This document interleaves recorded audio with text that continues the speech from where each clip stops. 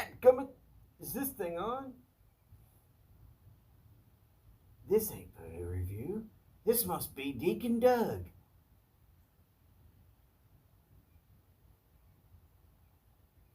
It's obviously not Deacon Doug, so we're going to go back to Voodoo Review.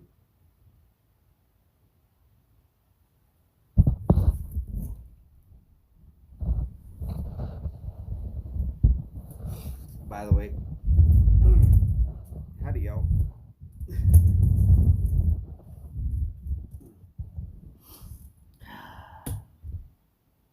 Not to scare y'all, but we're going to have a little music. And I'll be right back.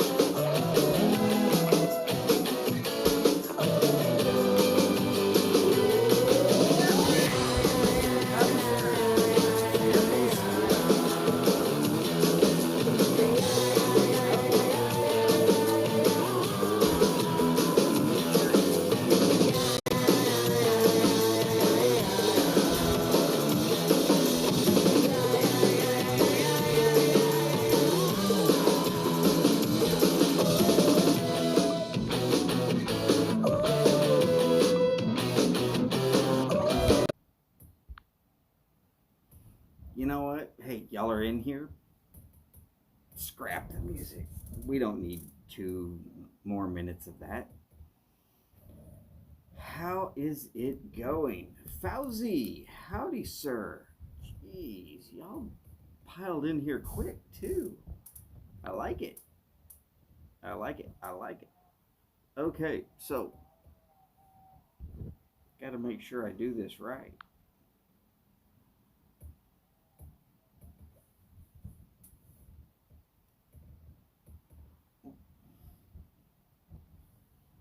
Howdy, y'all. This is, of course, just a random chat. I woke up somewhat early. In case y'all were really, really watching first thing when I first came on, I made sure to elbow shot the camera and have it at Doug's specific angle. They say imitation is the greatest form of flattery. I don't know too many people that don't like Mr. Doug Less.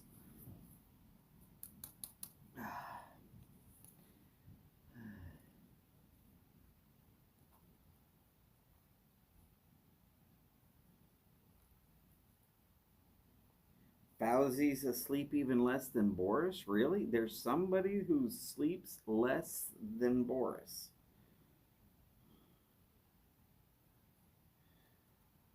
Well, I'm betting Boris is probably asleep right now.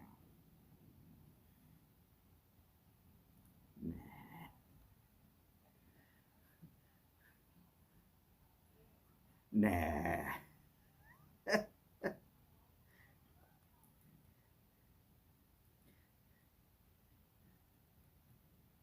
Pretty much by the time I get up in the morning, everybody's awake. If we consider when I get up on a Sunday.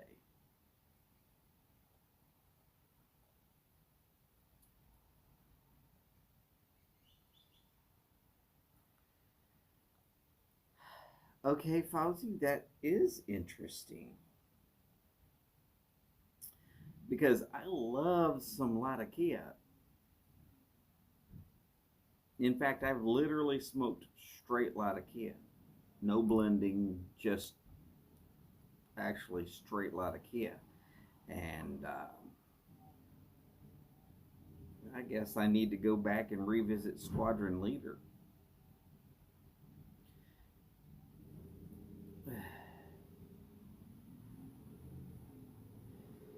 $17.15, also known as 5:15 p.m.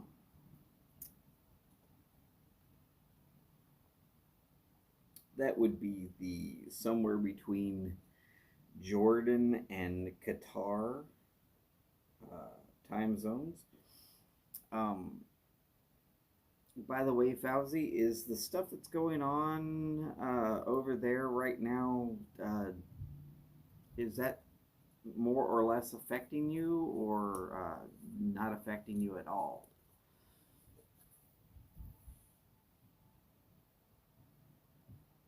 Now, see, I've had pirate cake. I like that one. The other cake one that I've had that I really liked was Shanae's cake, but that's a crap ton of Perique, and I really like Perique too.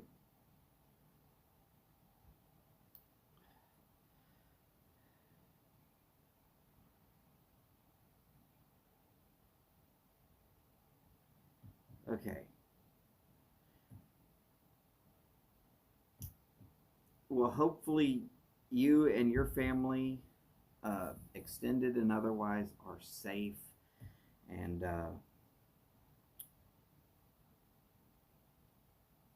that the effects on you and your family are minimized to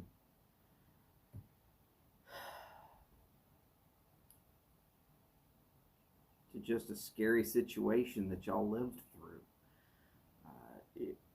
Look, I can be honest about it. There's no way anybody who's in the area can be not affected somewhat. Um,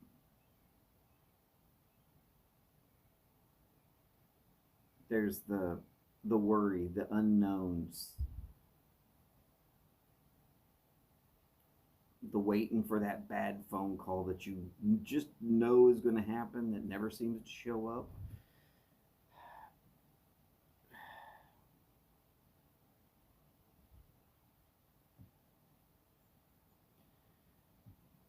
Yeah, if I was you, I could definitely imagine.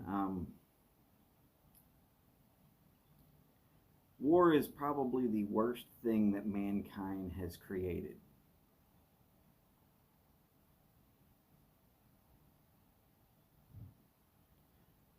Two rulers somewhere can't figure out a nice way to get along. Now, granted, uh, during the Trump administration, there were some real inroads into peace in the Middle East, which was unheard of.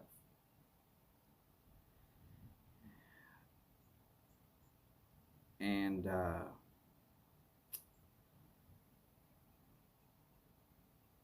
I would hope that these people can get back to the table before too many buildings get too many holes and too many soldiers die for stupidity. Because it's not going to be the rich man, it's going to be the poor. That's who dies in wars.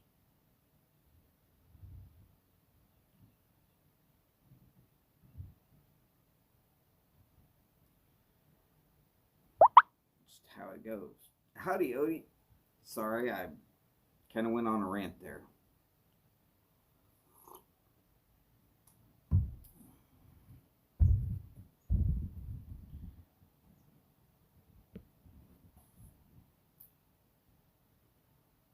And yeah, it's bad situation. And I mean, at present, it doesn't look as if it's going to just stop. Uh, but we can all keep it in our thoughts and prayers to hope for a peaceful and swift, with the least loss of lives available, resolution to this conflict that's going on at present. Uh, the sooner the better.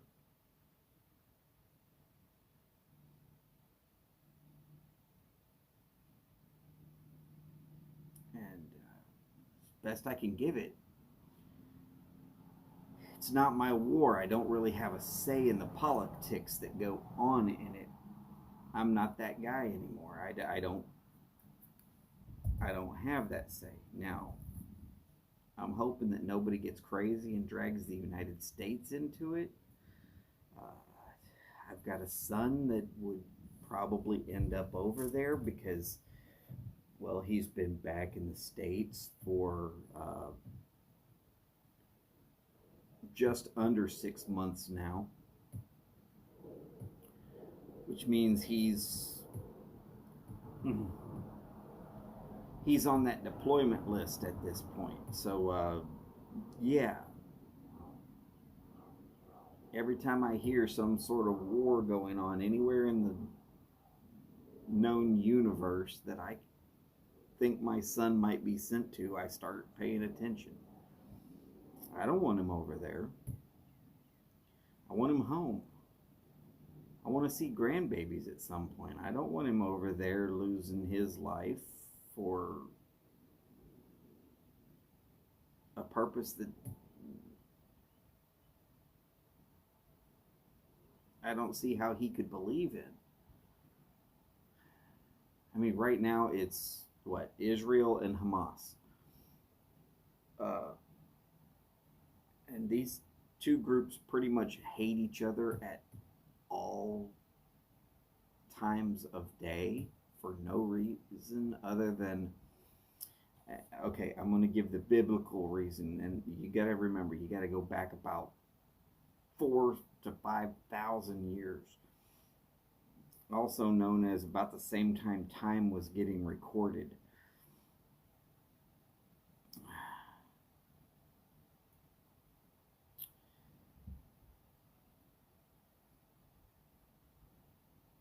There was a guy, he and his wife couldn't have kids for whatever reason. They got to be at an extremely old age. Now, this is according to the Bible, and it is also a very similar story in the Quran, according to what I understand. I have not actually read the Quran, and I would have to get one in the native Arabic. And I would actually have to be able to read Arabic first before I'm going to believe it, because so many things change in terminology and meaning when they're translated. So anyways, this guy who, his wife and he couldn't have kids, she told him, knock up the maid. Now, I'm shortening this a little bit and changing some titles, basically.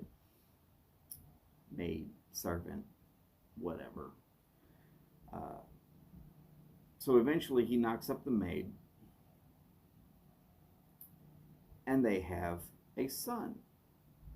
Well, about the same time as he finally knocks up the maid,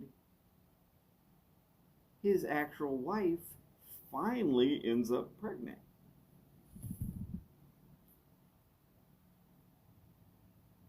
So the firstborn son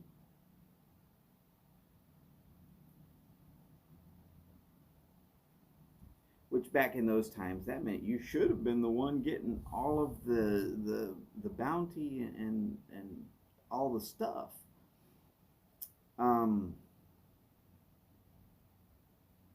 Basically, he became the leader of the father of the Arabic-speaking languages, which grew and dispersed throughout the land. And the other son, the second born, became the leader of the Israelites.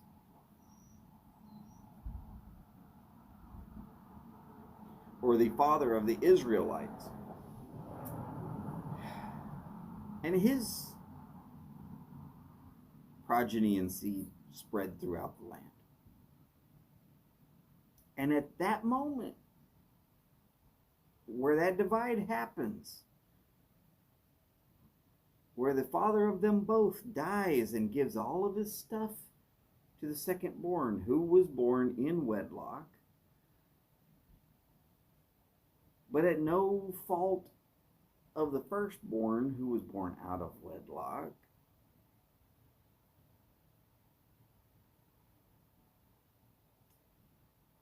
And the dude was just doing what his wife told him to do.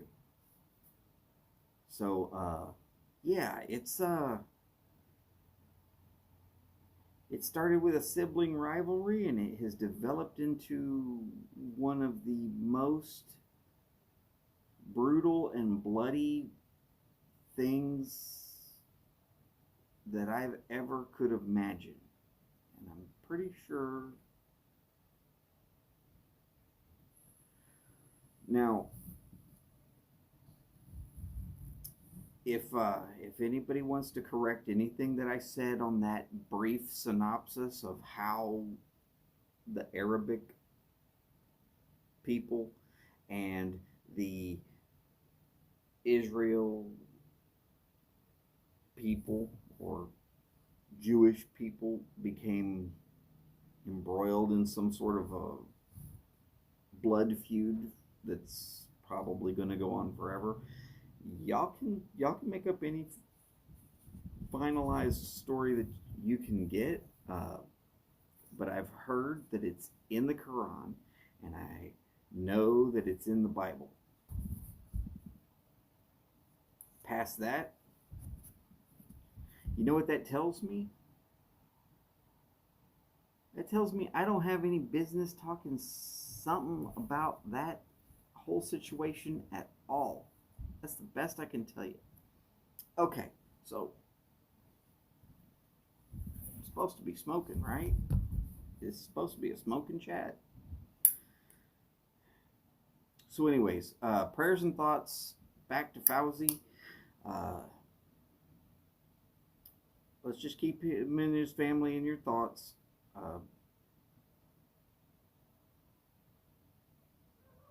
Yeah, 1948.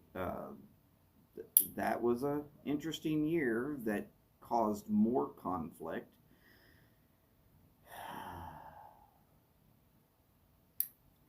But if we had to go back to the original full-on why they fight,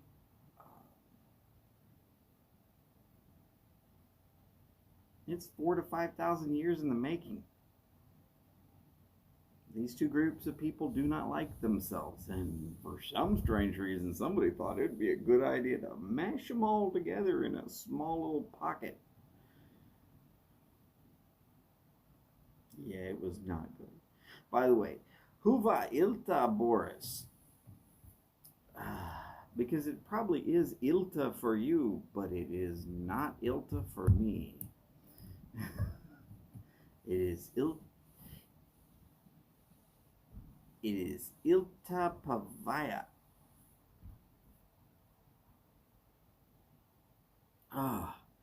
And let's see, Burley Nut Bob, howdy and hello. I'm gonna light up VRX21.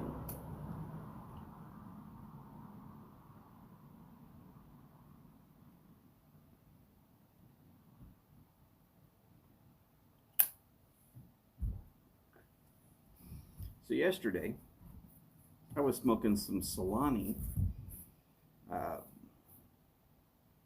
Solani Red Blend 131.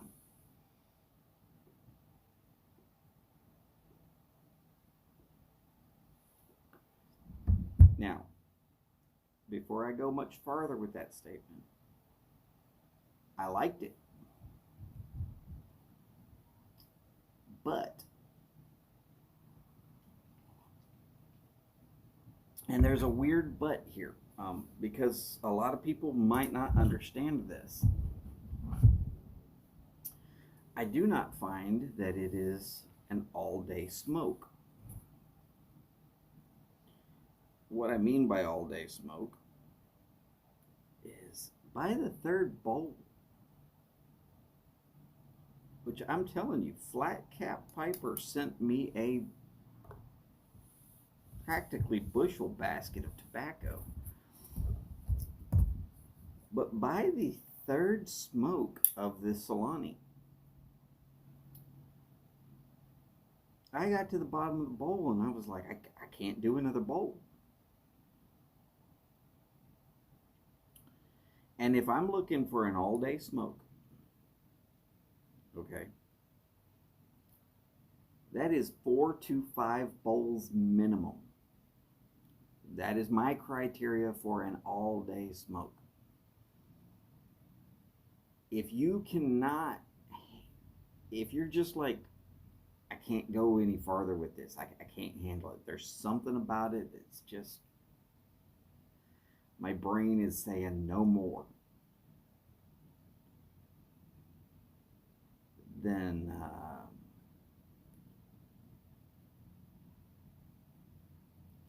that can't be an all-day smoke. And when I say all day, I mean you're waking up at 5 o'clock in the morning, going outside with a cup of coffee,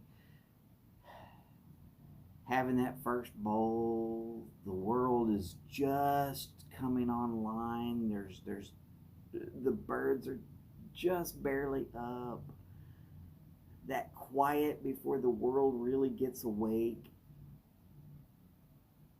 And then you're going to smoke one, I don't know, 10, maybe 11 o'clock in the morning. And then you have one after lunch, or, 2 or 3. And you have one after dinner, 6:30, 7 o'clock. And you're still hanging out with people at 9, 10 o'clock, and you have that last one. Well, that's 5 bowls. And that's what I mean by an all-day smoke. Can I load it and reload it and reload it and reload it? Because if I can, then it's an all-day smoke. Howdy, Steve and Kathy. Wow, y'all. If y'all get ready to, you want to do your live, just slap me around a little bit right here in chat and say, hey, we're going to do our live. I'll get right on off of it. Technically, it's not a tailgate, but with 3 hours to go, I think we'll probably be out of here before then, though.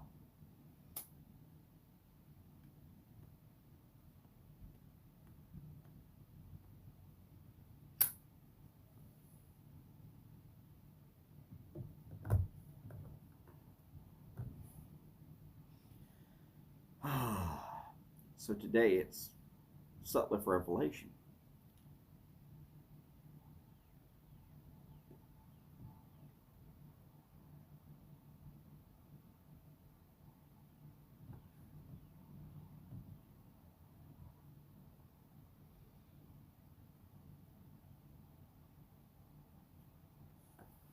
Odie, cicadas are loud, but in Houston we get them every year.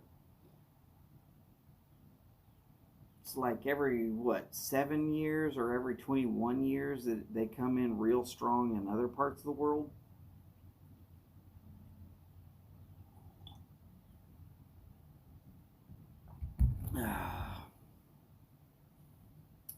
Not a problem, Miss Kathy.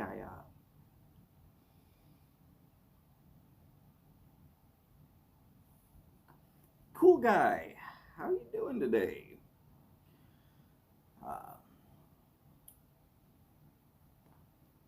As I have long since said, I'm not doing this to step on anybody's time slot. I just figured I was going to come out and have a coffee and a smoke, and might as well turn it on live and at least let y'all have your say. And there's a lot of us that actually enjoy talking to each other, and we use these live video feed chats to do so. And my show is such a good one to do it because, well, I don't care what you say. And please have conversations, even if I'm not included in the conversation. It's fine.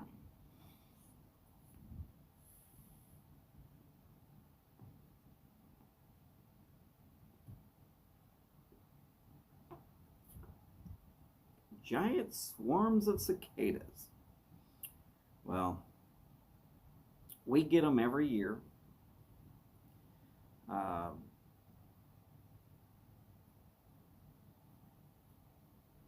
I tell you what, the worst thing you can do is ride a motorcycle when the cicadas are actually sort of swarming or even swarming, because they got a head on them about the same big around as a quarter. And with that teardrop body, they really pick up some good speed. They will hit you and it will feel like you've been shot.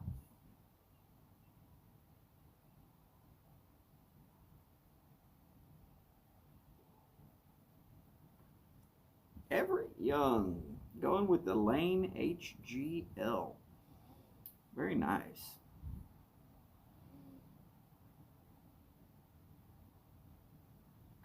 Does that stand for high grade Latakia? No, it does not. Just messing with you there, Everett. If it was high grade Latakia, it would be one of my go-to blends. Of course, then I would need some HGP too, because that would be high grade Perique.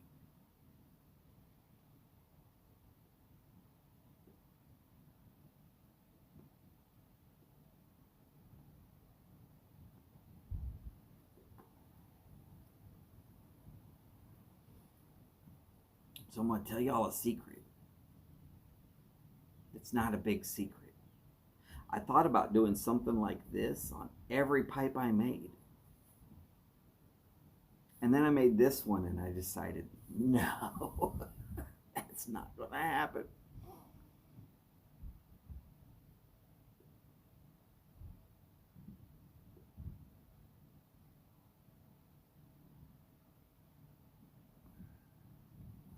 Right. So, Steve, yeah, there is that situation. They need good, loose-ish soil, which makes it real difficult for them to do what they do in the Texas area. And what I mean by that is we've got this clay layer that is not very deep,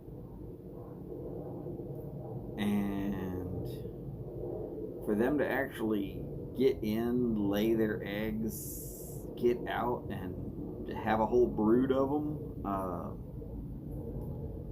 it's very difficult. There's a lot of work there involved, so it cuts down on the amount of them. And then we had that hard freeze, which for us was amazing. For the rest of y'all were like, really? Y'all had that many problems? It's not like it was all that cold. Hey, I understand. We never get that cold though, so yeah, we had that kind of problems.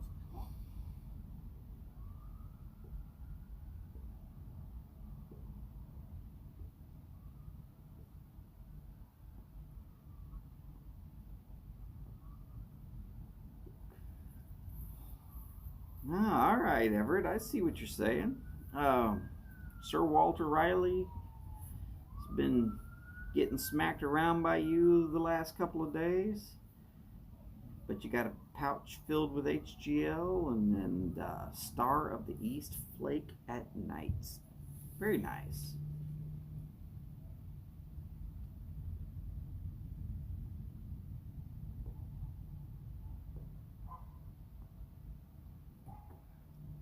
That would be the tour of Italy.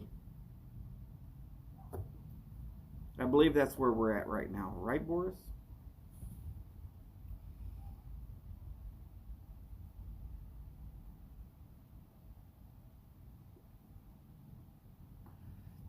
Nope. Sorry, Odie's out of here. I didn't see that. I'm trying to be on it though. Well, take care, Odie, wherever you are, because you're probably already out of here.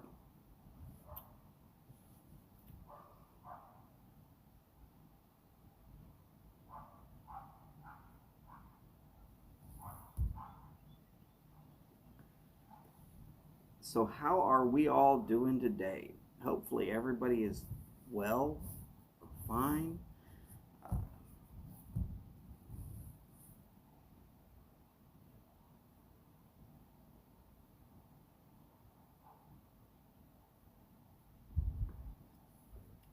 Again, as y'all are going about your day, keep Fauzi and his family in your thoughts and prayers. They actually live over there.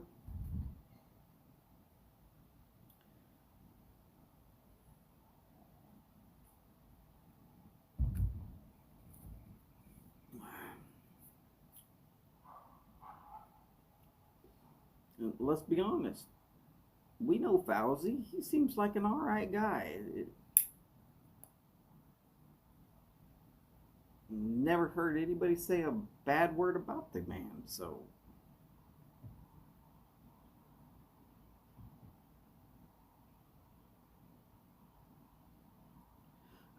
okay. Now I see what you're saying. Yes.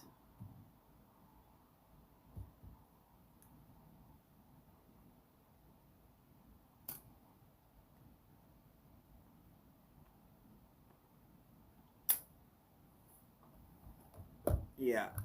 I don't too much mess with the wasps and bees.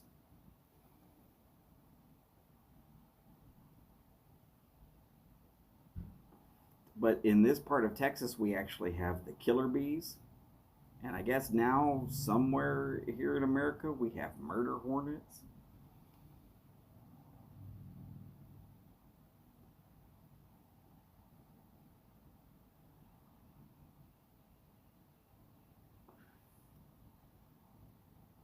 Now, whose bright idea was it to say, let's try and breed the average honeybee with a bee that is super hostile? That'll be a good idea. They'll protect their own. No, they won't. They'll kill people.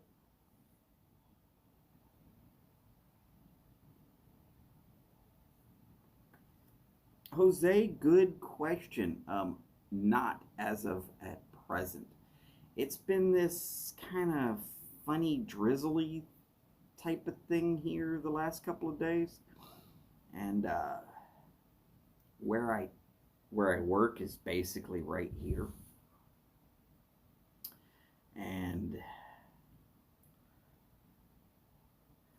I like it to be just a tiny bit more of a controlled area than what it's been.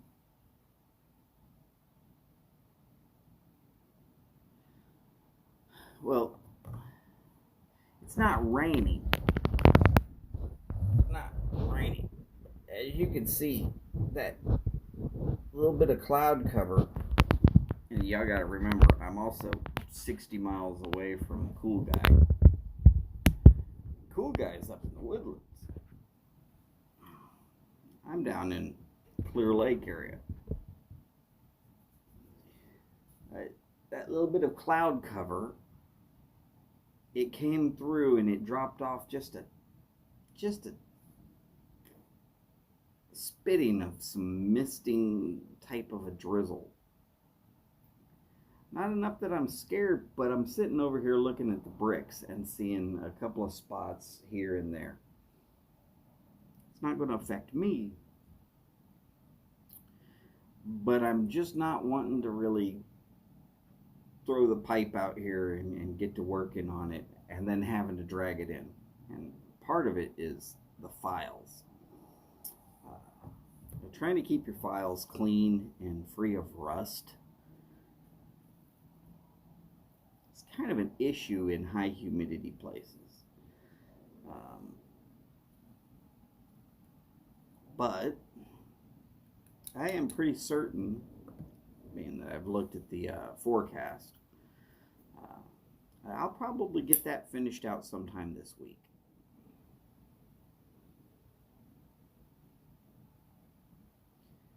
Of course, I also did the cats to the vet on Thursday and Friday, and been working here around the house pretty much all weekend too, so it's been causing a little bit of a delay. I'll need a diamond tamper for that diamond pipe. That would only be if I intended to smoke it.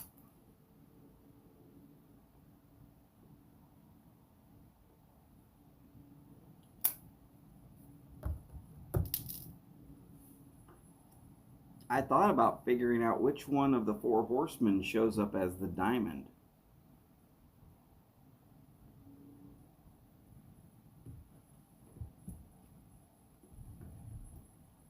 You know the one that always types in something along this line.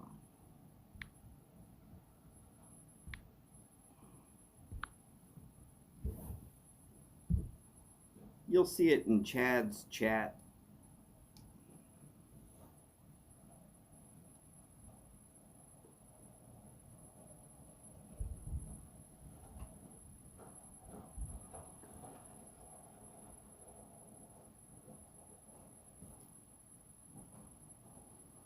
I figure if I can make it well enough, that person might want it.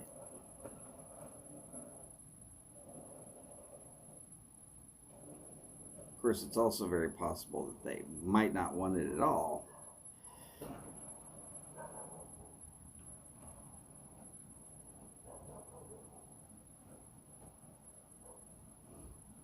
I might get stuck with a pipe that just makes me feel like I've been shanked. Prison shank.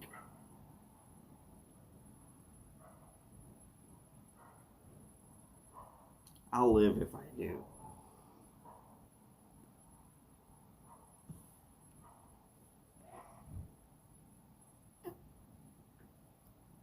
See, at some point,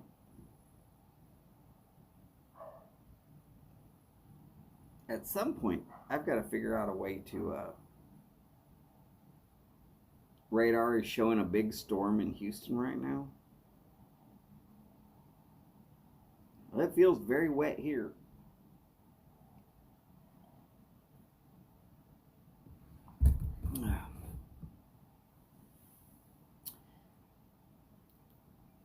Boris, that is also very, very possible.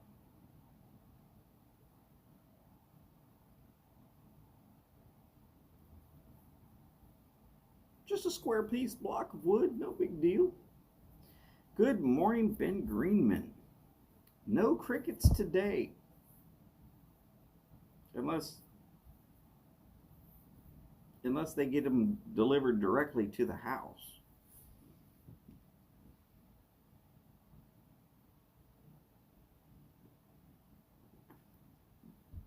All right, Kathy, you be careful and have a great day. We will see you on your live here in a little bit. Chad might know who the diamond is. Who's the diamond, Chad?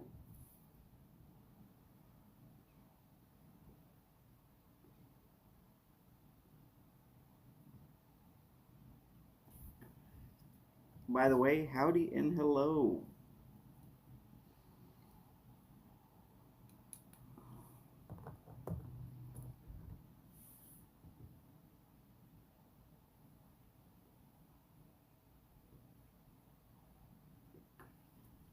What it is, Boris, is the cloud cover is just right for rain conditions. And it's bouncing off of the little droplets in the air. But if you get enough of those little droplets, even though it's just like a mist, it will show up as rain. Sometimes fog will also show up as rain. And this is just like really high fog. And some of those droplets are actually dropping. But they are very, very small. It's just,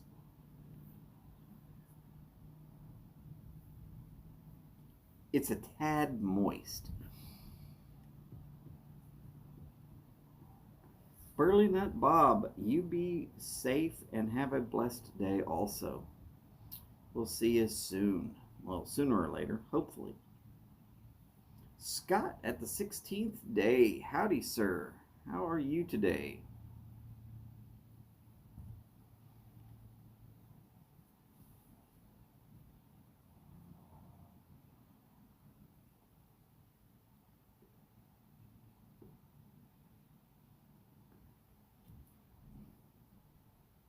Mr. Freeze. Howdy, howdy, howdy.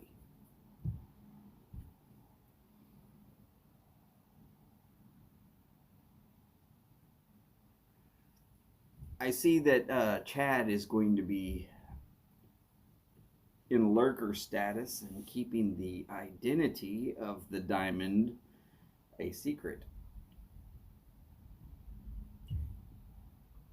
That's okay, I'll figure it out.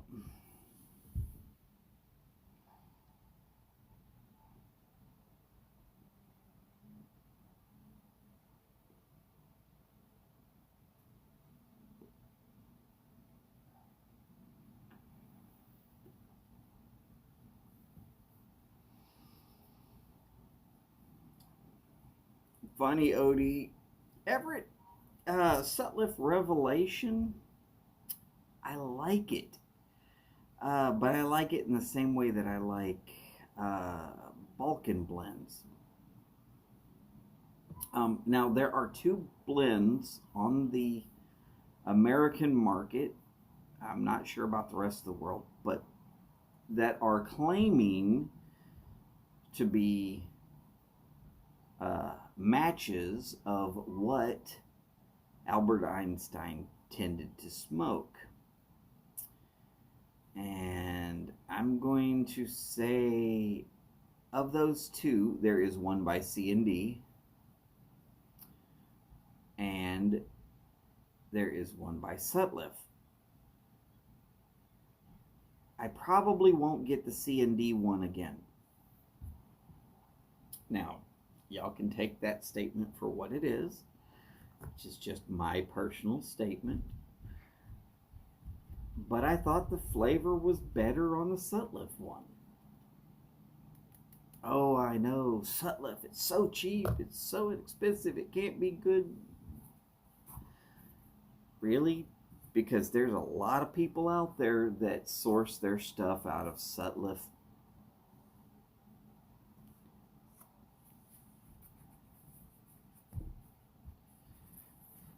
And yes, Boris, Revelation, according to Sutliff, is the blend that Einstein smoked. And there is a C&D blend that they say is the blend that Einstein smoked. And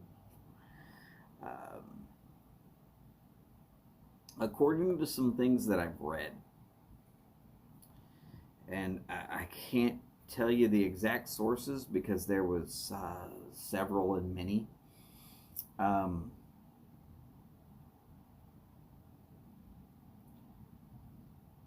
But from the alcohol he liked to drink and the foods he liked to eat and certain things about him. Now, you gotta remember, he's not like some distant figure from way back in the day. He was around not too damn very long ago.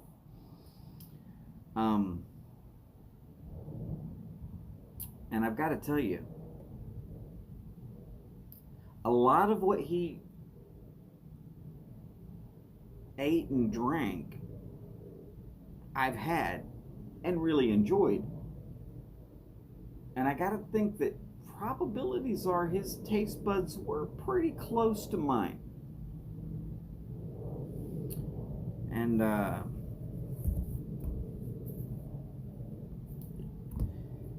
I got a feeling he probably liked would have liked the Sutliff a little better than the C&D blend also. And that's not a dig on C&D. Theirs was good. Just I mean, last time I had them side by side so that I could sit there and say, hey, which one do I like better? And there's some C&D stuff that I like better than Sutliff. But on the Revelation, I definitely like the Revelation better than the well, I'm not going to mention the blend by C&D. You can find it for yourself if you want to.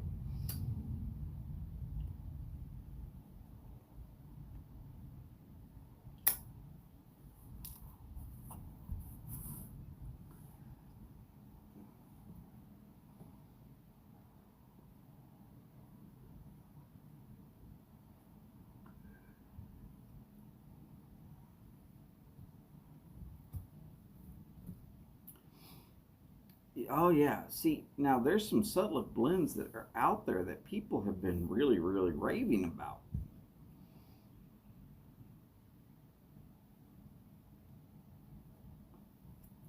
And yes, I do believe all of us liked the unboxing of your Caliente Bash.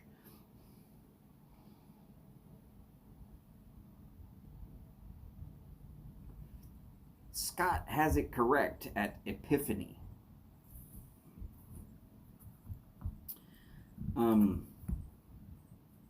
If I had to go with Revelation or Epiphany, I'm going Revelation.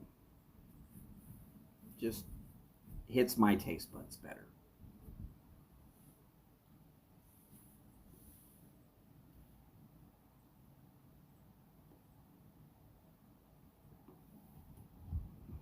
And well, right back to one of my absolute favorites, Voodoo Queen. I really, really like Voodoo Queen. And can I tell you why? No, not really. Raf Tash, howdy and hello. Welcome in. Have never seen you before, but yes, sir, smoking in Australia, as has been commented by Cheeseburger79 and Drop Bear Woodworks, and a person that we met yesterday that goes by Bri, B-R-I.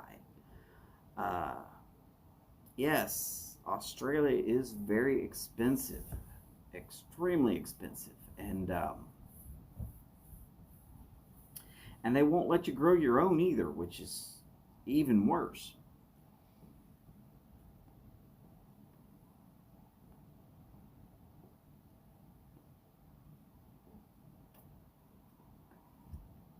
Yeah, the Sutliff blends, if you can find one that really, really speaks to you, and then you can branch out from there. Sometimes it's a little difficult to find exactly which one's going to speak to you, though.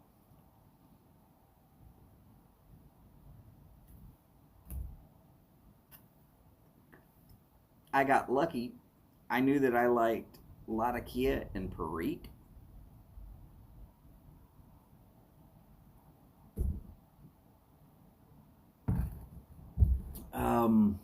Scott, what happened in Australia is somebody convinced everybody to give up their firearms, which didn't completely eliminate firearms crimes and casualties. But once they made them outlawed, then suddenly Australia went and started raising taxes on everything. And I do mean everything. And then right after they raised the taxes, they also made it so that it was illegal to do certain things like growing of tobacco. Oh, we're going to put this huge tax on tobacco products, and we're going to tell you you can't grow your own.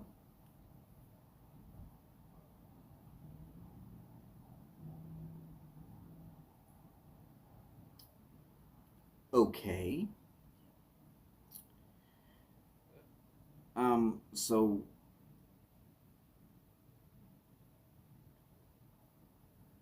that's that's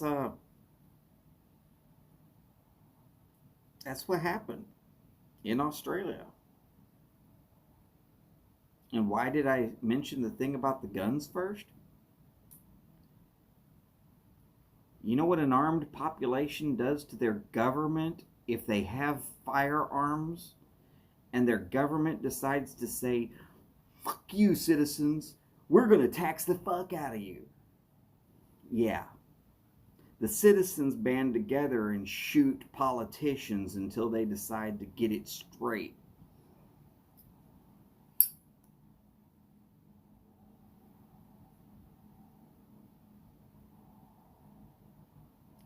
That's why I fight for the Second Amendment here in the United States. As soon as the firearms go away, the rest of your rights are screwed. You go ahead and guarantee it. That's why if the government wants to come for my guns, they're going to get them. Smoking hot and not a damn ounce of ammunition left in the house to send down range. Or they can just nuke me. I think they're going to have a little bit of a problem nuking Houston.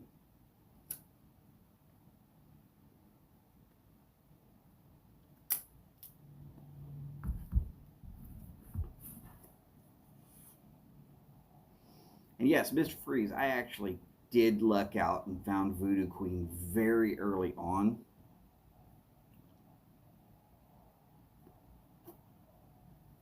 And I will tell you another thing. I also then found Lord Nelson. Now, Lord Nelson tastes like Memphis ribs. Oh my God, so wonderful. Oh, but it is tongue bitey. So if you find yourself that you get tongue bite very easy, I would suggest staying off of the Lord Nelson. But if you think Memphis ribs sounds yummy, you might want to get yourself a little bit. And never mind the tongue bite.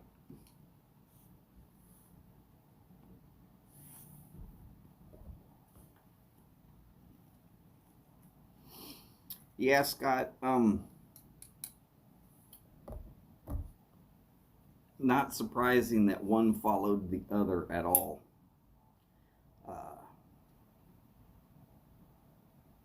There's a certain cause and effect of firearms in the world. The original cause is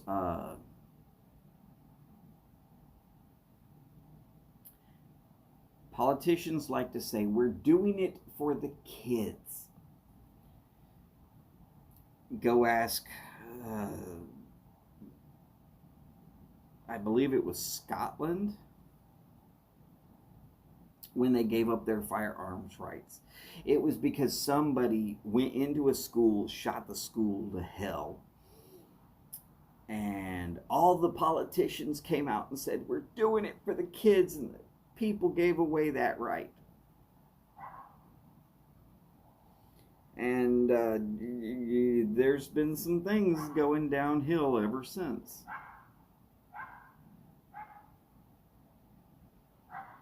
Pretty much the same thing happened in Australia. Pretty much the same thing happened in New Zealand.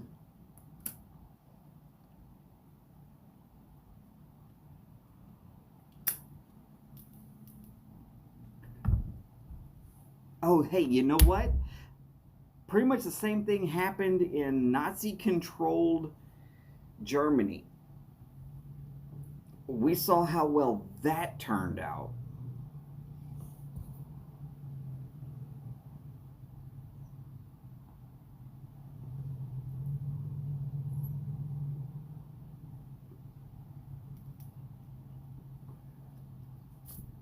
Oh, people don't like to mention that that's exactly the playbook that Nazi Germany started with.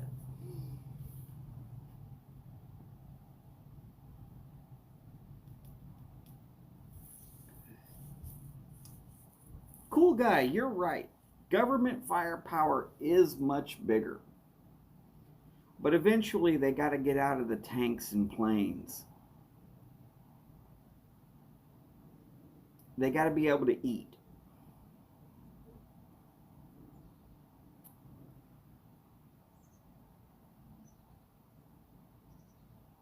And about the same time that the government decides to say, you know what, we've got to go attack Texas, they're looking at 50% mutiny as a possibility.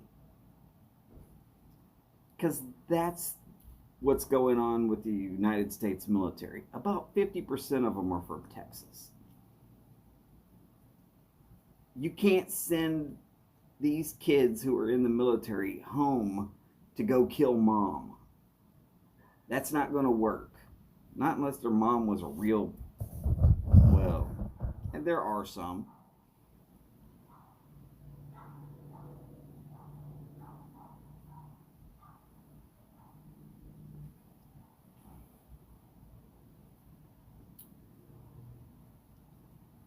But you're not going to have a group of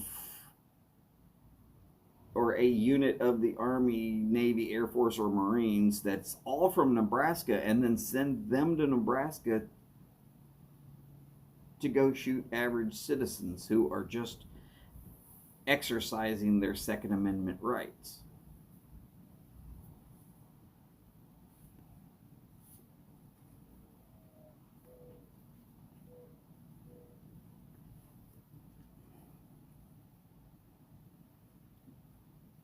Because chances are that unit from Nebraska is going to go home and be like, we're not shooting our own families. It's not happening.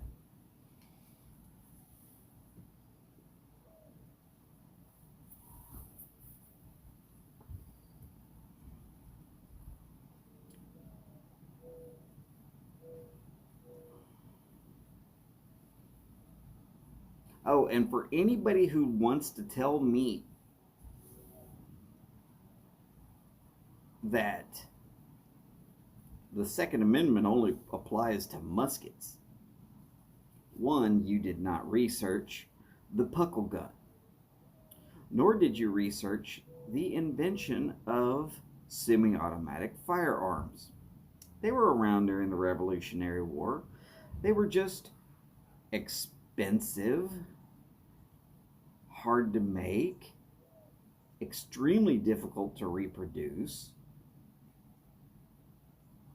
and so they were not used by the average Joe farmer who had a musket just like the rest of the military. They were carrying military grade firearms as regular citizens. They could have cannon in their front yard. Something tells me I wheel a cannon out into my front yard, somebody's going to freak the fuck out.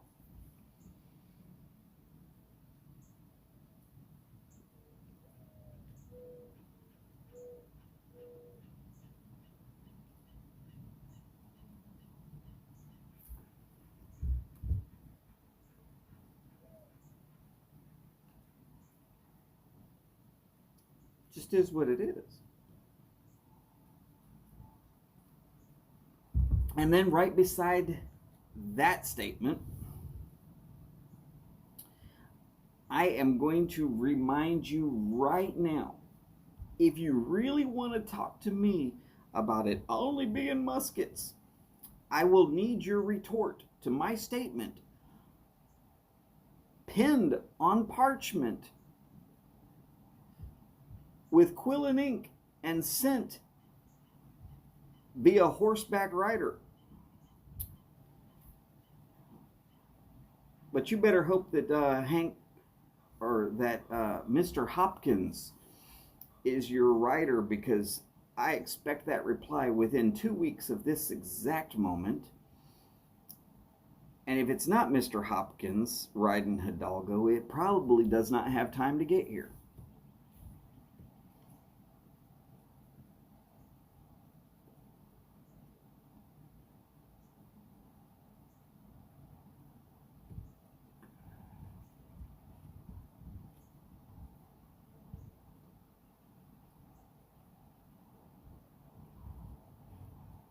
Scott, I completely agree with you.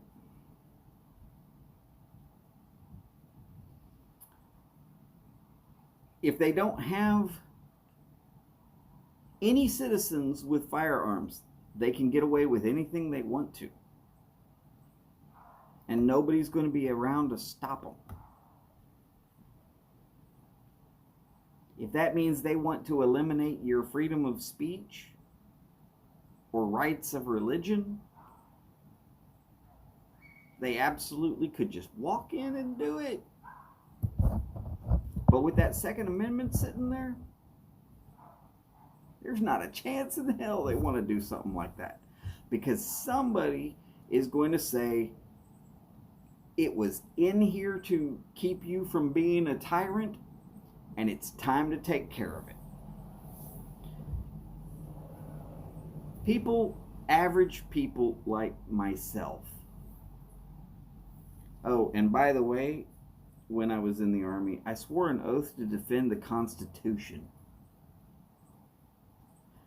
I didn't swear an oath to defend the idiots in Congress who are stomping on it as we speak.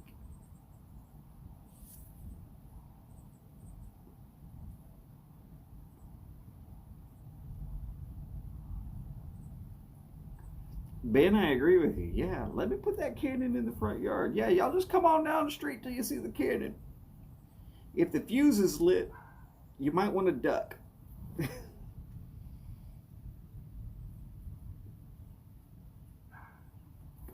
National Guard does report to the state and not the federal government. That's why I like living really close to a National Guard air base. That'd be Texas Air Guard. And this base in particular keeps things nice and safe right here in Houston. Let's just say if they figure out that something's going kind of weird or iffy up and down the coastline, they can be there pretty quick. There's also one over in Corpus, but that would be Texas Navy Air Base.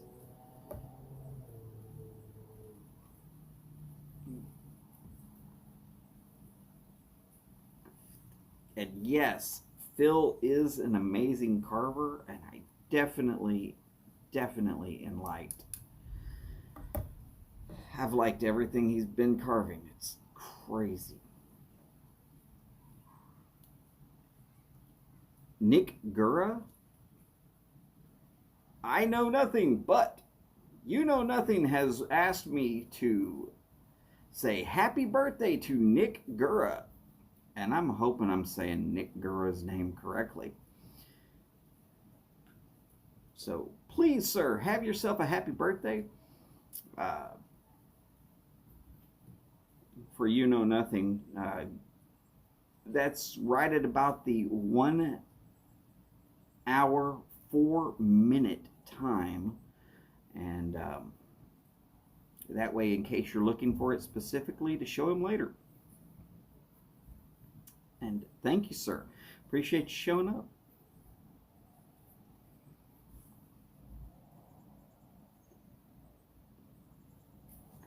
Mr. Freeze, mine did not either.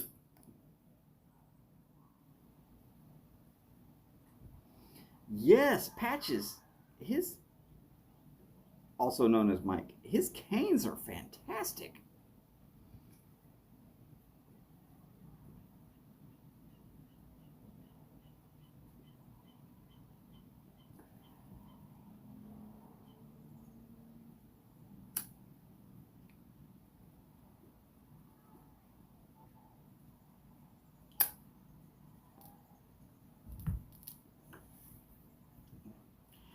Yes, Scott, I did see that, but that's why I space my words nice and slowly.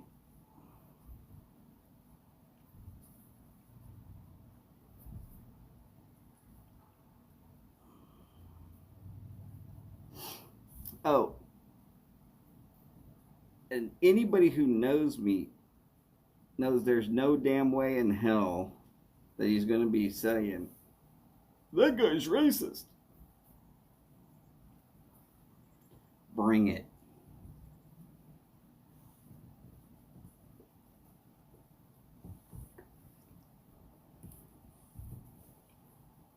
Oh, and I save all of my live feeds, so. Do you need it proven? Go ahead, edit all you want. I know how to prove you wrong.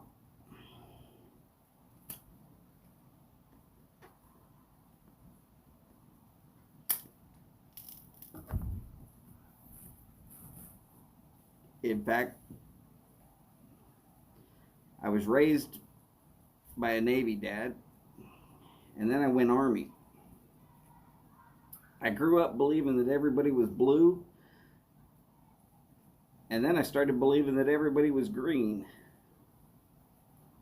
Past that, I don't care about your color. I will say that I do not enjoy people who choose to live down to their racial slur, because that is a choice, and it's a choice that you and you alone can make. If you want to live down to your racial slur, you go right ahead. That's your choice, but you chose to do it, and I have the ability to choose not to associate with you.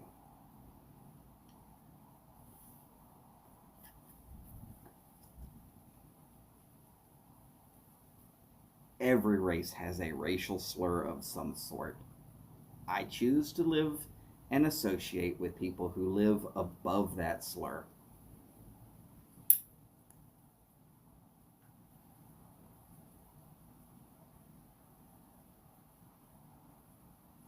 Just a statement.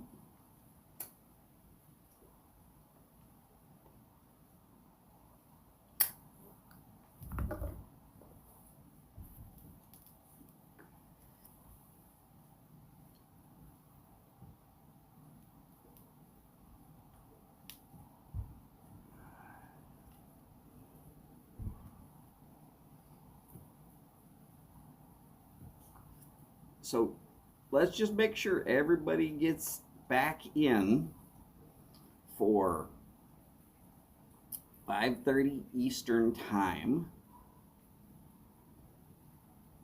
Now, if you're needing a time zone figured out for you, come on back through, and I will be more than happy to try and help you.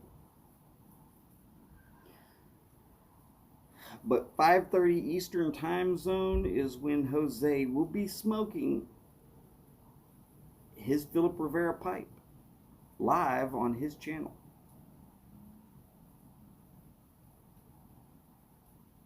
Oh, and by the way, my truck is looking pretty soggy out there with those bigger drops of rain that are coming down.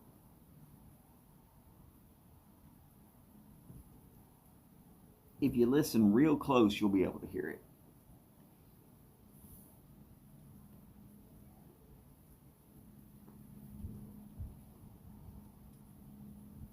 I have not had Caldwell Eastern Standard. I've had maybe 5 or 6. Now, before I get going, are you talking about a pipe or a blend?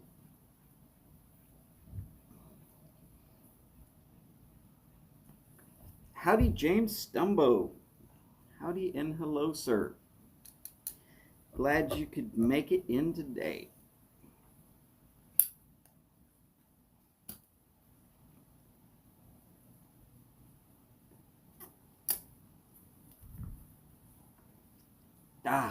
Okay. Caldwell Eastern Standard cigar. I mean, I knew I heard of it somewhere. Um, yes, actually, I have had a Caldwell Eastern Standard. Uh, do you have the one with the young man's face or the old man's face?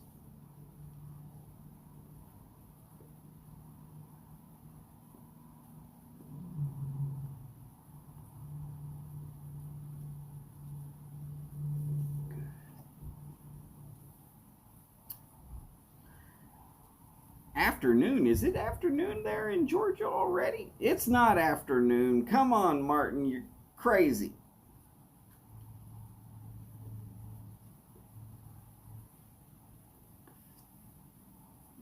So you're only talking to Boris.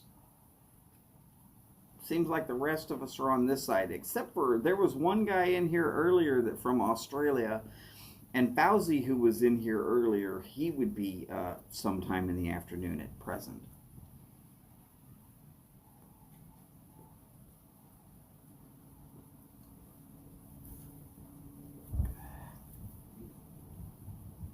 Cool guy, yes.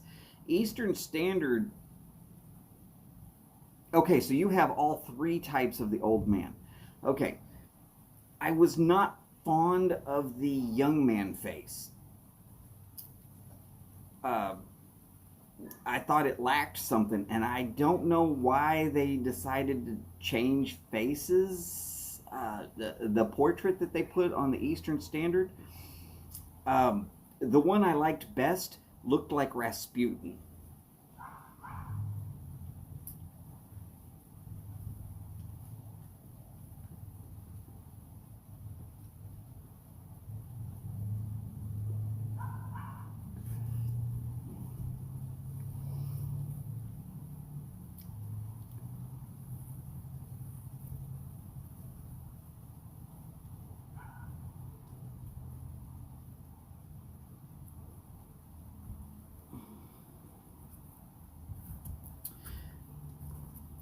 Well, Martin, that's because you're just some old school country guy from back there in Georgia. And she's the international beauty from Germany.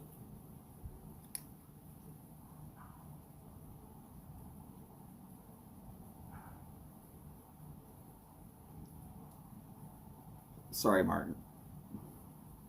Just picking on you, brother.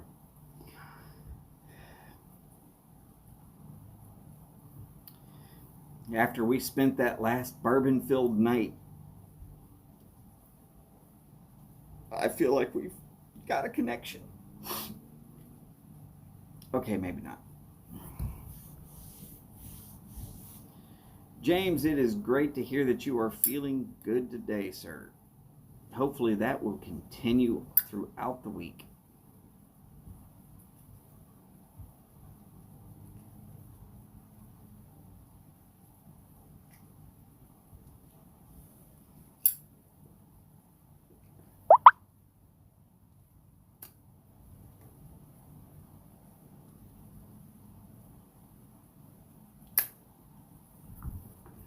I will agree that all three are tasty.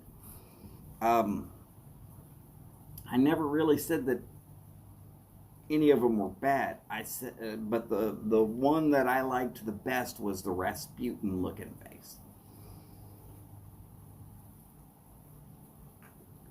which I gotta believe is probably that it's either the sun grown or the broadleaf.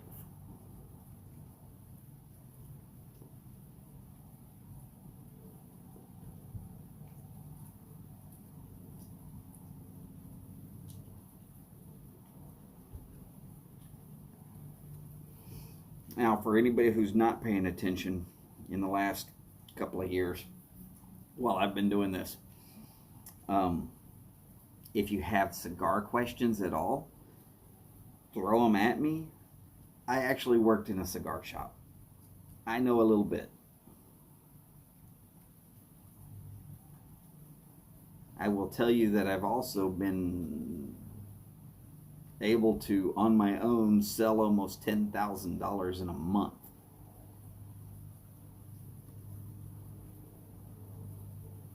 which is pretty big considering the cigar shop I worked at.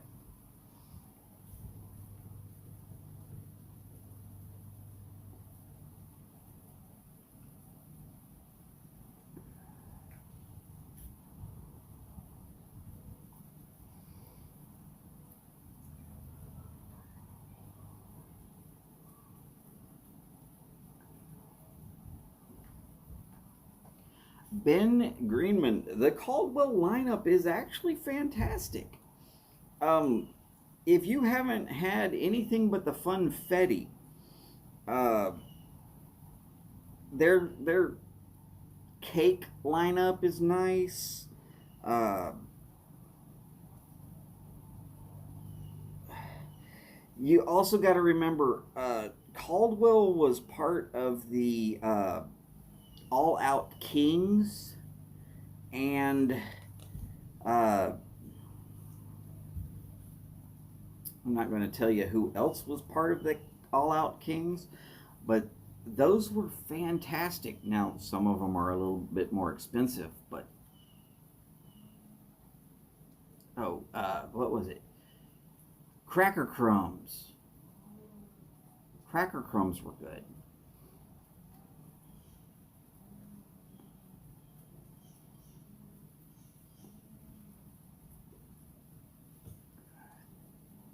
Yeah, if you can find the deals online, definitely snap those up. Cool guy. I'm going to say that the Andalusian Bull you're only going to find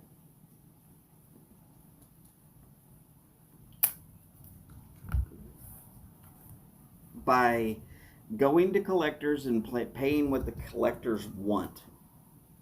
Now, here's part of my opinion and why it's going to happen that way.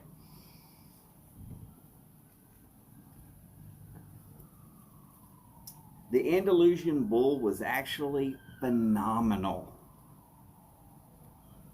It came in, it got rated as the best cigar of its inaugural year.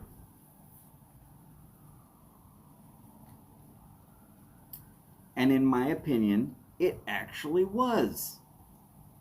And that was the last time that any of those magazines that come out with their top 25 cigar of the year, that's the last time any of those magazines got it right. It actually lived up to it.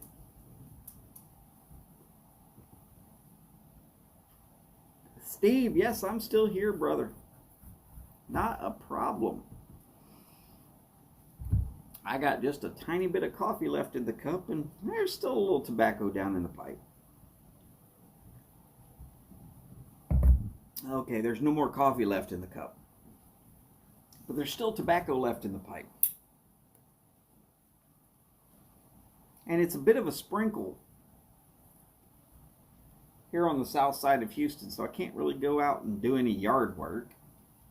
I'm not going to tear up my tools, and I'm not going to sit here and get my files messed up by getting them soggy and filing at the same time. So I'm kind of stuck with one of those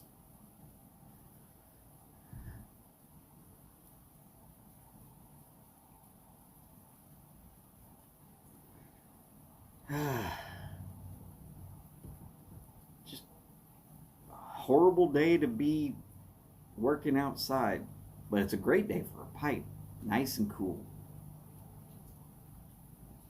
Get some more coffee. Actually, because I have kidney stones, I will only have 1 cup of coffee a day.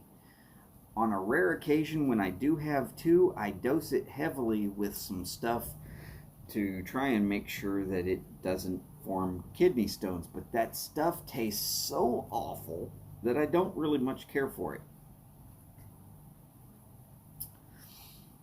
Scott, I agree with you wholeheartedly. There are times where they put these cigars that are horrible as a top-rated cigar.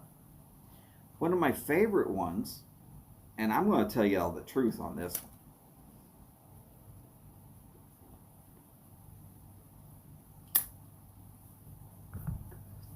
There is an aging room with an orange band that was Cigar of the Year a couple of years back.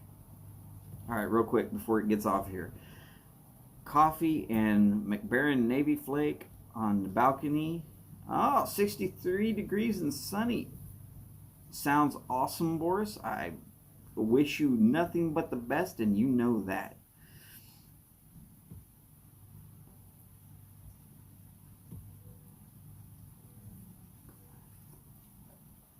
Oh, nice. Oliva and Padilla Duma.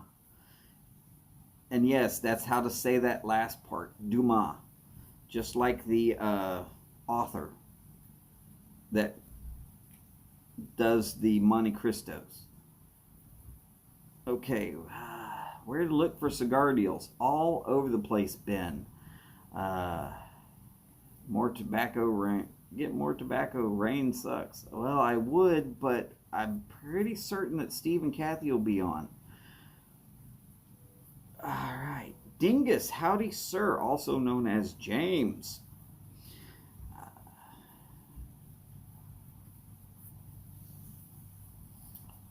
Used to check JR Cigars, but since I found Smocksmith via Sarge, I'm happy with those.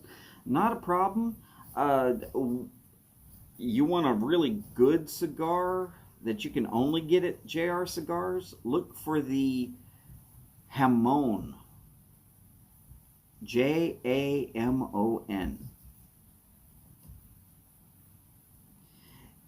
It is made by Plasencia,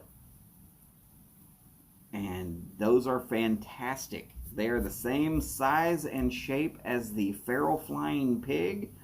I did say Feral Flying Pig, not just the Flying Pig, but the Feral Flying Pig.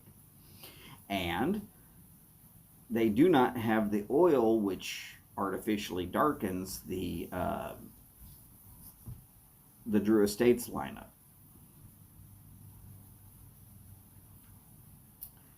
It does sound pretty damn good, Boris.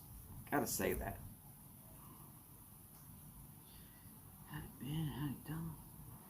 Yes, Jamon. And if you look at the can that it comes in, it will look like kind of like a Razorback hog. Just the head of it.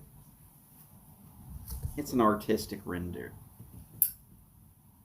And if you've never seen a Razorback hog, what can I tell you? Go find somebody that likes to hang out in Arkansas and ask them what the Razorbacks look like, because I bet you they've got a depiction of it somewhere. Just saying.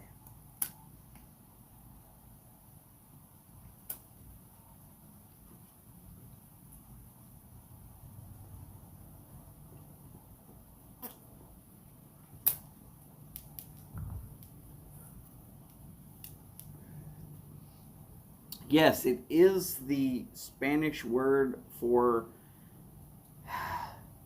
pig.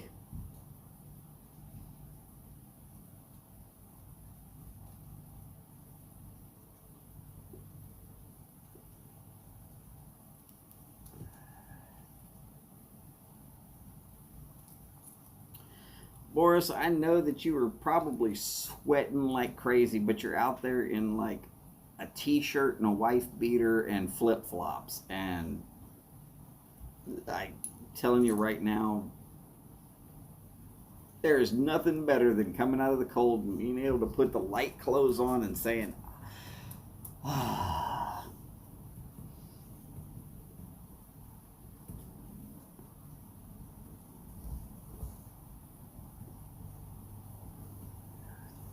Now, you're only going to find the Jamon on JR Cigars or Sirius Cigars. But if you go to Sirius Cigars, you're actually at JR Cigars. Just telling you. When the guy who owned Sirius Cigars here in Houston sold it to Altadis, they wanted it because his website, And he said you can only get it if you buy the stores too. Yeah, I know the whole backstory.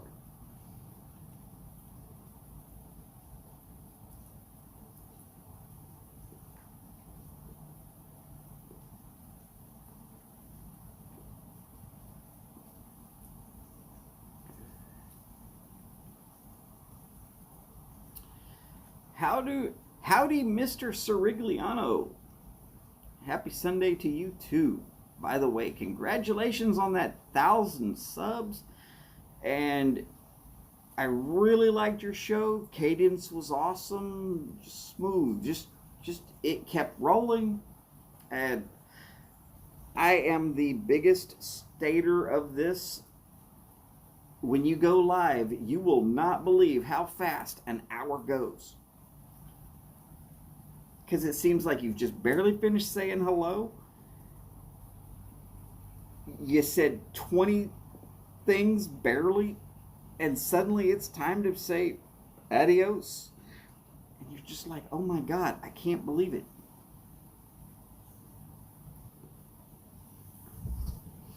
Yes, cool guy. JR is owned by Altadis, which is the reason why they distribute Altadis.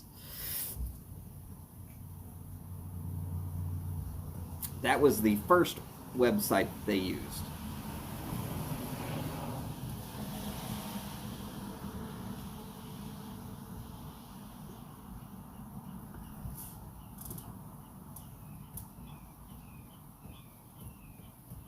Yeah, first time I went live, when I saw that it was already at an hour, I was just like, I can't believe it. Recently, James Stumbo, first time he went live, he runs over an hour. But that first hour went by so smooth for him, and then I told him, hey, wait till he realizes it's been an hour already. And he looked at the time on it, and he was like, everybody gets that deer in the headlights look as they realize time is just screaming by when you go live. It doesn't seem like it would, but it really gets moving. I was not there for Jose's first long live, but during one of his tests I was able to catch on, and he went on for a full hour. But I mean, if you're trying to make a 10-minute video, you better plan on 15, because as soon as people start jumping on, man, the time just screams on past you. And I've got to say, Andrew, do more. Come back and jump in there some more.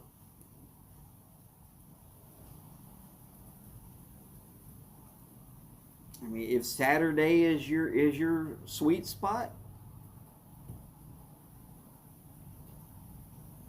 cool. And there's lots of spots to work with too.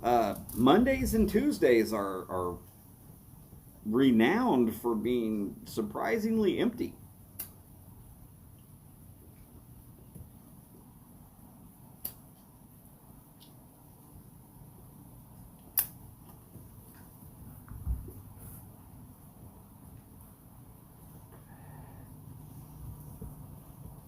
Oh yes, James Stumbo's lives are really fun.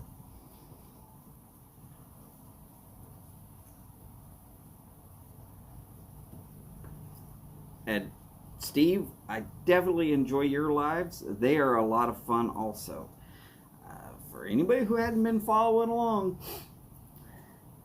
also, there's the Briar Report.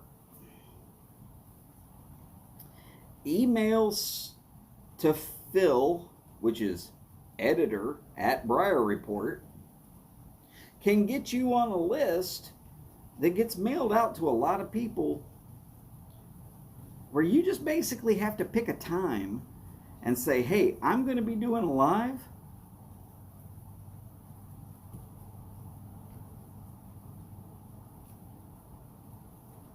And because I'm doing a live, thought you would want to know.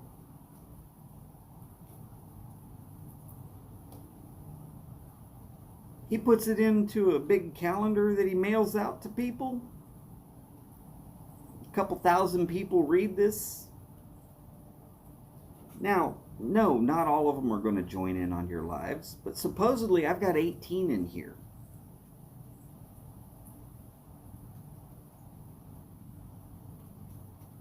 For me, that's a record, unless I'm trying to set myself on fire. 19 now, even better.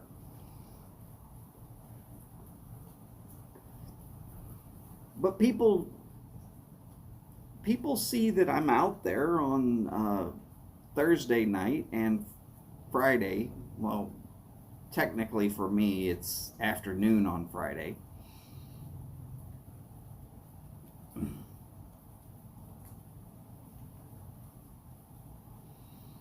Well, Jose, I will make sure that he does see it some way, shape, or form. In fact, Phil at the Briar Report, he's right there. Phil, have you met Jose? Jose Manuel Cavendish? Jose Manuel Cavendish, the Briar Report, right there. That's Phil.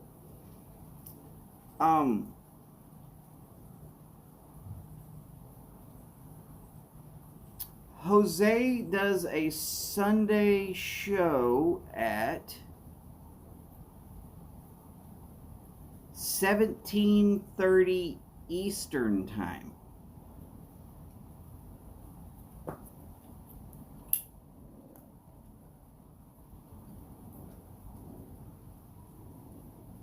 Yes. And he's been doing it very religiously and keeping it in there, so we should try and get him in the into the newsletter. Oh, by the way, Mr. Stumbo is also in here. Don't know if his show is in the newsletter yet, but yes, Mr. Stumbo, please talk to Phil. And Andrew, of course, did his live GAW yesterday, and we're trying to convince Andrew that he needs to come back and throw some chats in with the people. I think he did really, really, really well.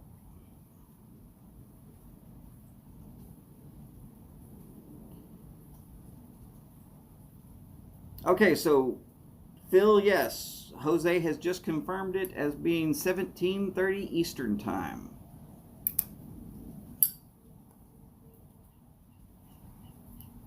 And Mr. Stumbo, is your Tuesday show going to be pretty much a permanent thing?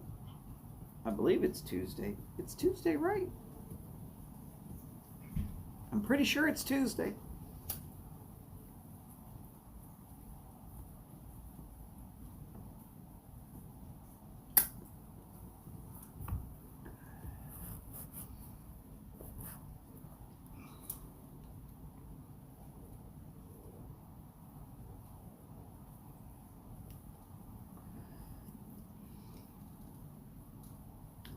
So, hey, just like any good tailgate, I'm here to help promote you.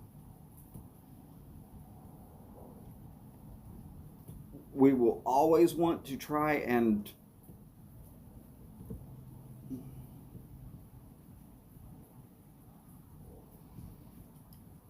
so Phil, Mr. Stumbo has said unless he is not able or until people just don't show up.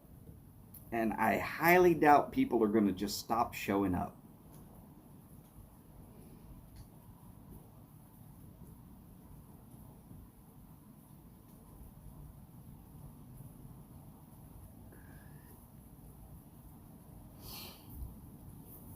y'all's shows are actually as good, if not better, than mine. Only reason I've got any kind of following is because Phil at the Briar Report pushed me into it. You think I'm lying?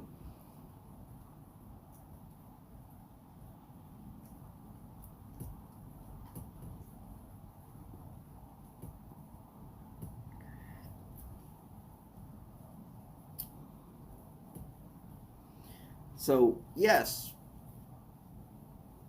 if you're going to be doing a one-time show, a live GAW type thing,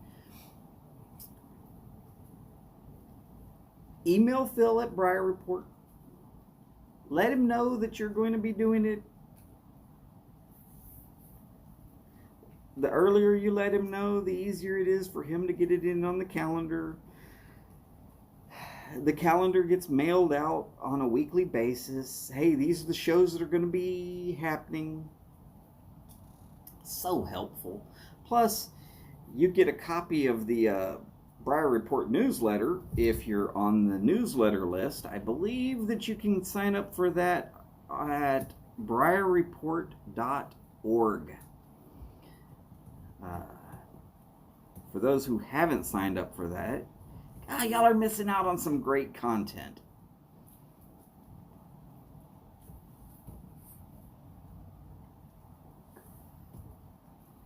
And I do mean great content.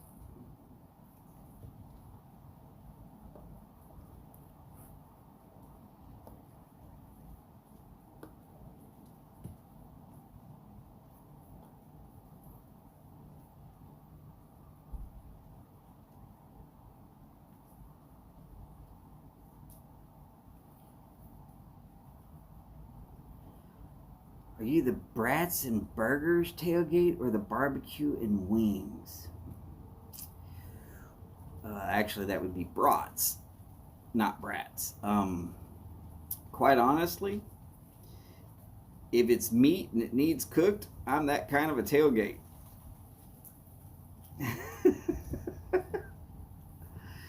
Just not chicken. I don't try to do chicken. I destroy chicken. I'm really bad about destroying chicken. So I don't do chicken.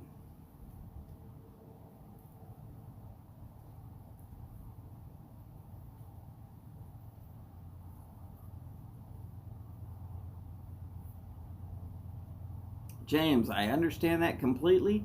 So we'll work some sort of way where if you need me to talk to Phil for you, I know that I've contacted you on Facebook Messenger so that you can shoot me messages back and forth as you see fit. And then I will get those relayed right over to Phil as quickly as possible. Here for you, brother. Not a problem. But yes, his publication gets a lot more run than mine does.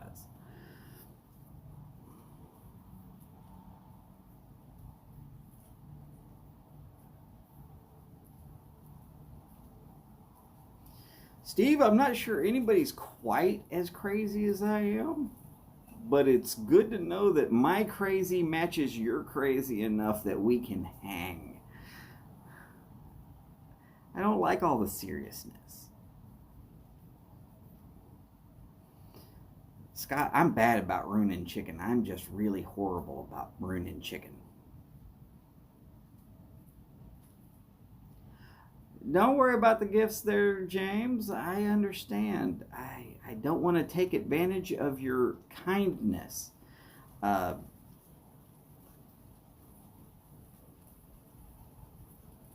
I do like your product. I like your product a lot. So maybe at some point I will, but for right now, you've got enough of the YTPC trying to take advantage of you. So I know you hate money, but still,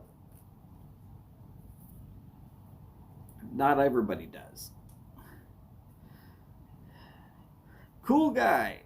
Corn dogs are okay, but if I want corn dogs, I just go down to Sonic.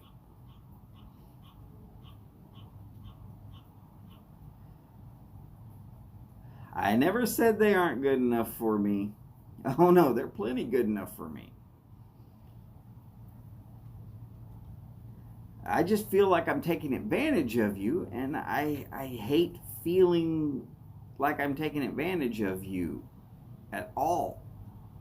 I hate feeling like I'm taking advantage of anybody. Right now, without having a job, I don't feel like I can send back anything that's reciprocal of the value that you're sending me. And that bugs me. Let me wait until I can do something where I feel like I can at least send you something back that is somewhat reciprocal.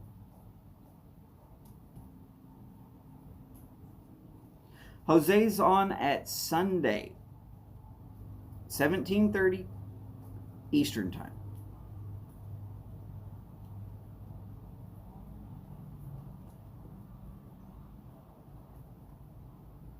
Sorry, Phil. Yeah, I know.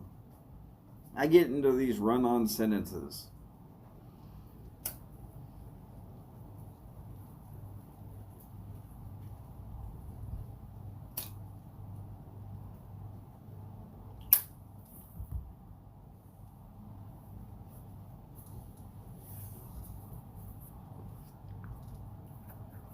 Yes, James. But I don't feel right on taking a gift unless I can do something for those that have gifted me. And it's just the way I was raised, old country values. I don't like feeling indebted and owing to people.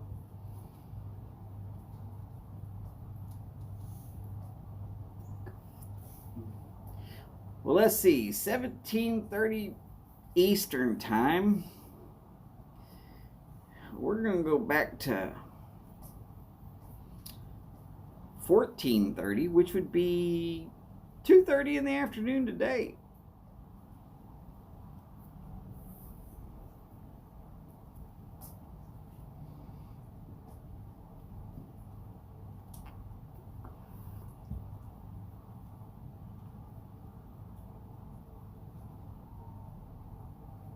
He can't send me something if I don't give him my address yet. Yes, giving is its own gifts. Yeah, it's really a Texas thing. Howdy, Slicey Slicer. I've never seen you before, so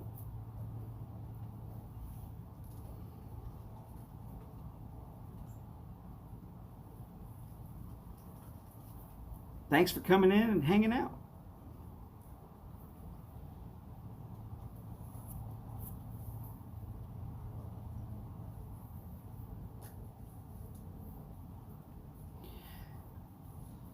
Right, so Sunday is filling up rapidly.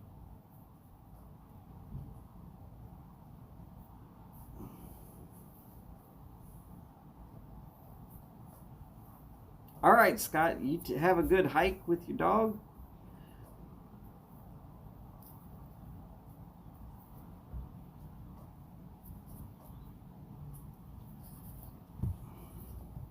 Be well, be safe.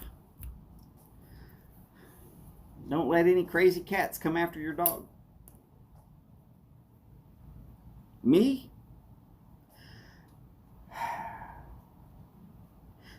I'm not from Texas, I'm in Texas.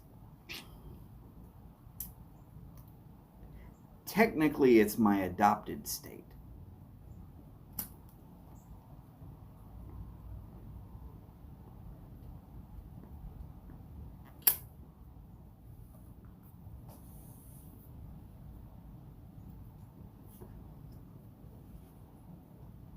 But yes,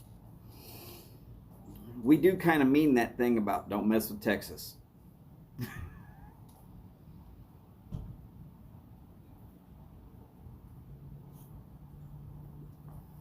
There used to be a commercial on TV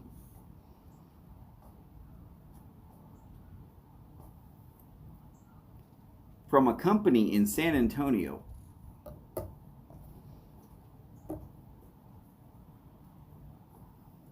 And they used to say stuff like, New York City, get a rope. Well, they stopped using that slogan, but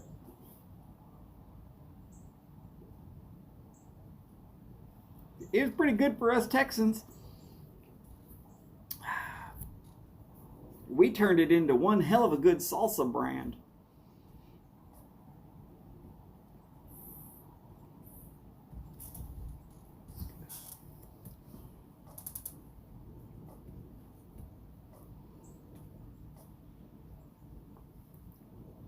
I see Slicey Slicer has been to a few baseball games somewhere in the Lone Star State, because that is guaranteed to be played.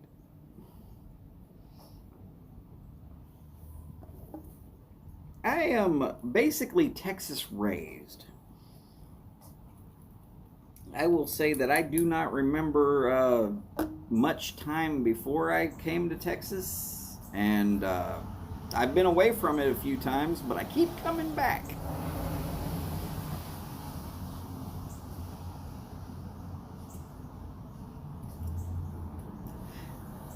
James, I did not know that that song was in Pee-wee's Big Adventure. Mostly because I'm not going to watch Pee-wee's Big Adventure.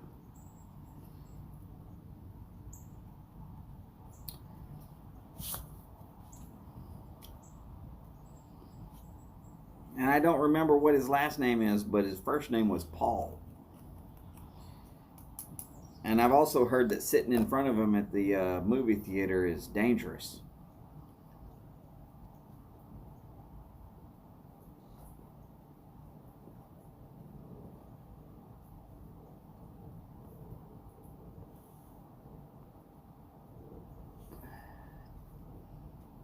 Rubens? Okay, Paul Rubens. I knew his first name was Paul. Ganjuana! Hola, amigo. How is Nebraska?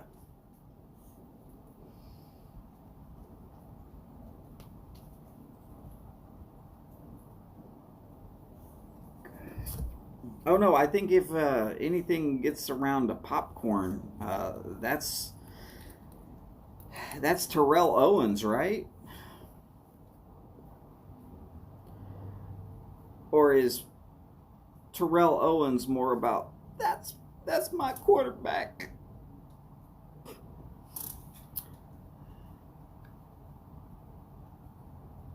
Hello, the dog.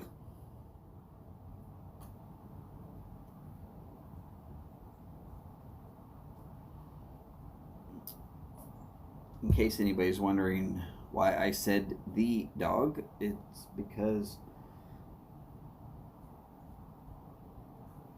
the letter D, of course, sounds like the, and the word perro is dog in Spanish. So, howdy, the dog.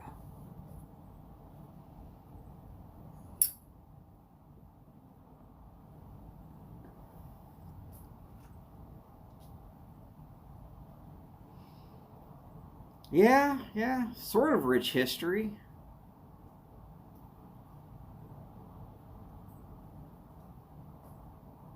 It's an interesting place. There's a lot of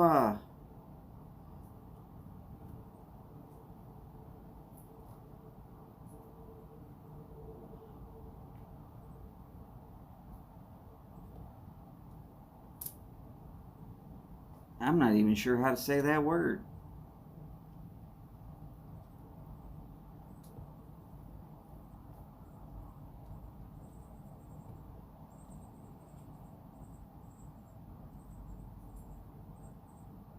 I thought they were called boom mics, you know, mic on a pole.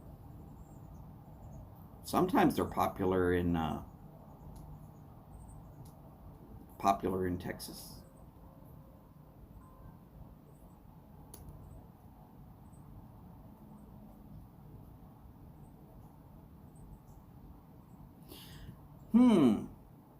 That could be, Boris.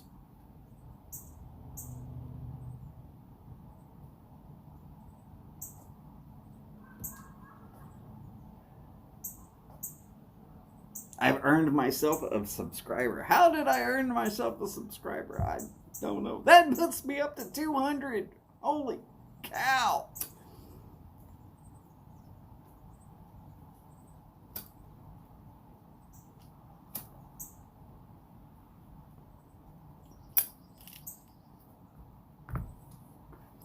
I have finally made it to 200. It only took me 3 years. I've seen some of y'all make it in 6 months. You think I'm lying?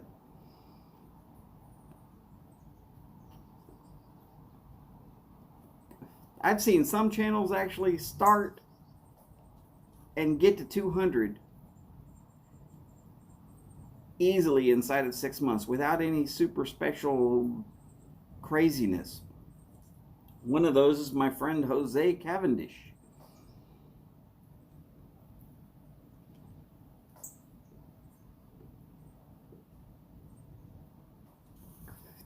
Not a problem, Andrew. I am pretty much getting out of here.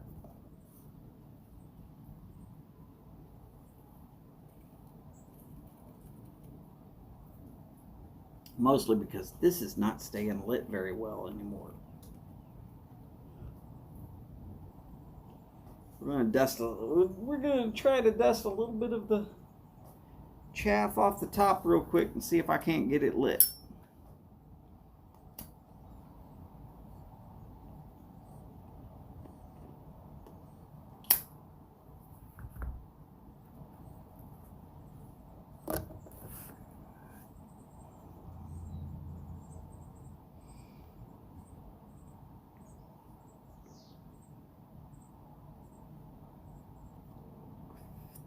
Jeff, also known as Ohio Piper.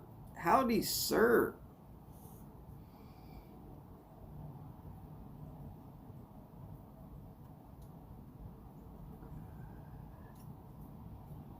Oh, come on. Miss Freeze, you can't reside in Virginia and then start with that song. It's got to be at least Tennessee.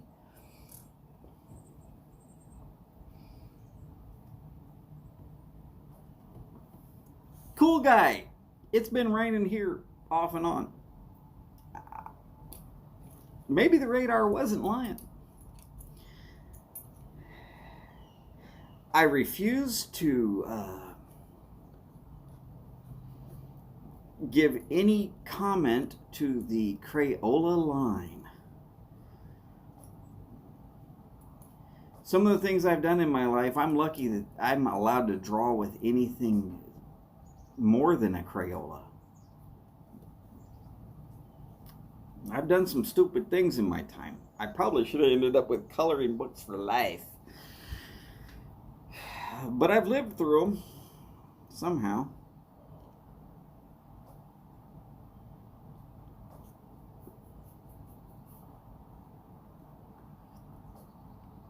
Well, tell her hello as well. I'm finding it a wonderful morning with a certain sleeping wife myself. And I'm seeing a cat that's going to go take a crap in the neighbor's garden. Unfortunately, it's my cat. So I'm going to have to go and apologize later. Damn it.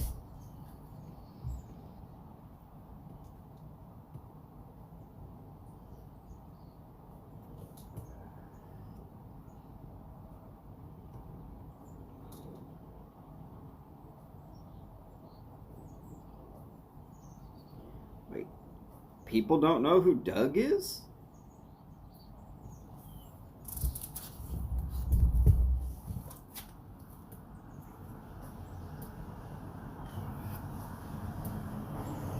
Dadgummit! How do you not know who Doug is?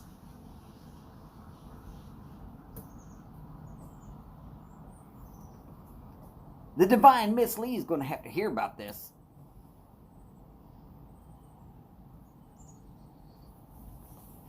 Right after she stopped sending the cops to come arrest me.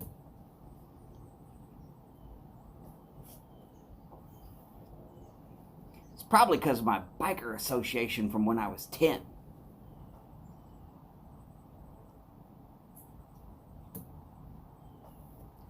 Now back to voodoo.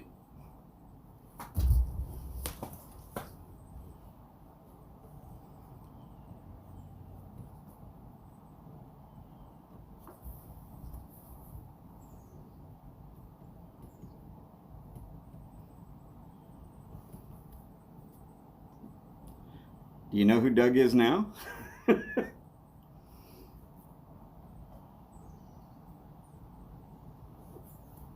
And yes, if anybody was to tell him that I was playing at being Doug,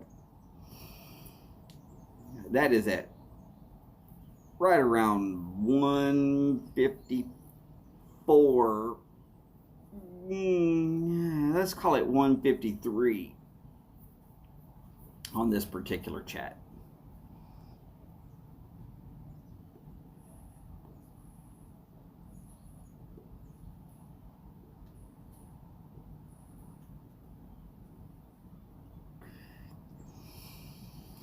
Okay, so I've been going for about 2 hours.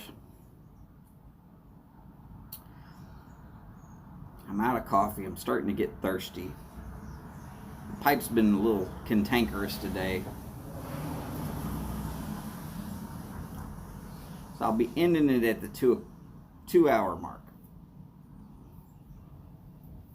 It's only supposed to be a random chat anyways.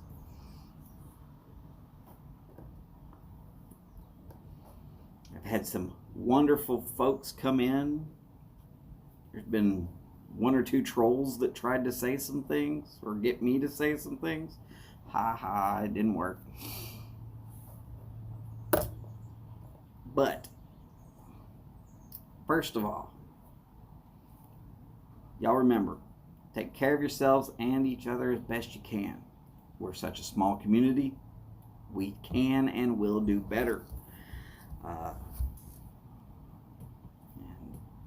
by that I mean, keep those in your thoughts that you know are in situations where things need to get better for them.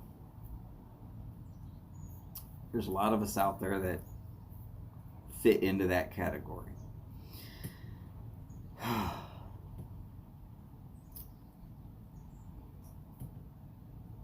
And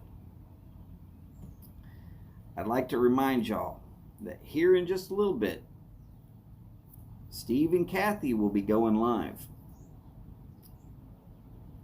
It's not quite an hour out, but it's a little bit.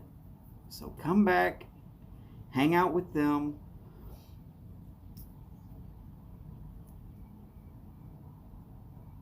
I can't imagine you're going to not love the show. There's some good people there. Wade the Bearded Piper could use some love. Okay. Y'all keep Wade the Bearded Piper in your thoughts and prayers.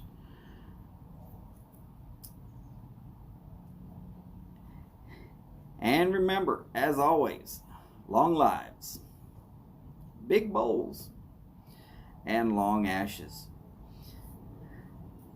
Y'all take care, and I will see you soon. Bye now.